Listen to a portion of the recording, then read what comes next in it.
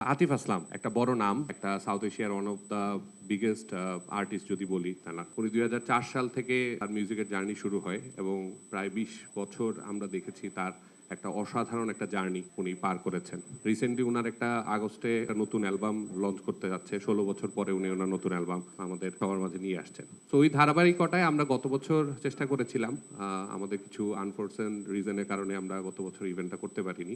But এখন আমাদের সবকিছু আমরা all permissions and all security measures complete করে then we have done our all statements and ওনারা আগামীকালকে উনি বাংলাদেশে ল্যান্ড করবেন এবং 24 তারিখ ইনশাল্লাহ আমাদের সবকিছু ফোর্সনে থাকলে অ্যান্ড হোপফুলি আমরা আমাদের ইভেন্টটা সুন্দরভাবে আপনাদের সহযোগিতায় করতে পারবো আর কি।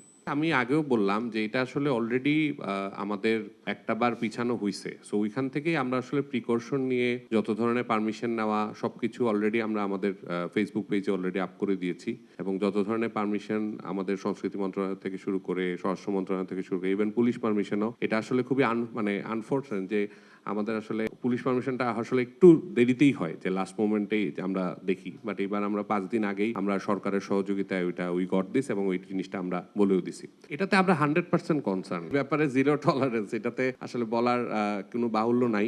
সো আমরা আমাদের এখানে ডুজ এন্ড ডোন্টস আমাদের প্রত্যেকটা জায়গাতে আমরা আমাদের সোশ্যাল মিডিয়াতে কমিউনিকেশন, যেটা আমাদের প্রাইমারি মাধ্যম, যেটা কমিউনিকেশনের জায়গা, ওখানে আমরা বলে দিয়েছি।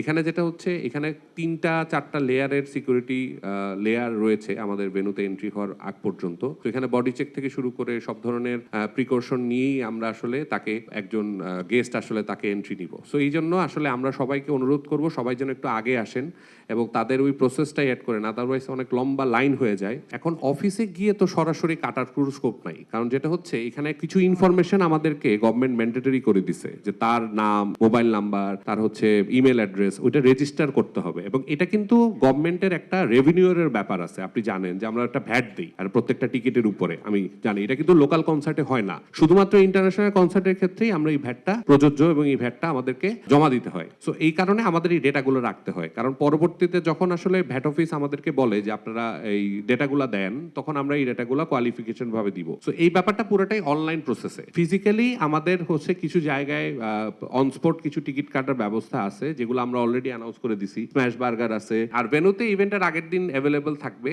আর এছাড়াও বেশ কিছু আমাদের যে পার্টনার যারা আছেন, স্ম্যাশ বার্গার থেকে শুরু আরো কিছু রেস্টুরেন্ট আমাদের ফেসবুক পেজে আছে, ওদের কাছে ওইখানে গেলে টিকিট অ্যাভেলেবল আছে, ওইখান থেকে কিনতে পারবে আর কি। বাট ইনফরমেশন দিতে হবে মাস্ট, ইনফরমেশন ছাড়া আসলে আমরা টিকিট বিক্রি করতে পারতেছি না। জি।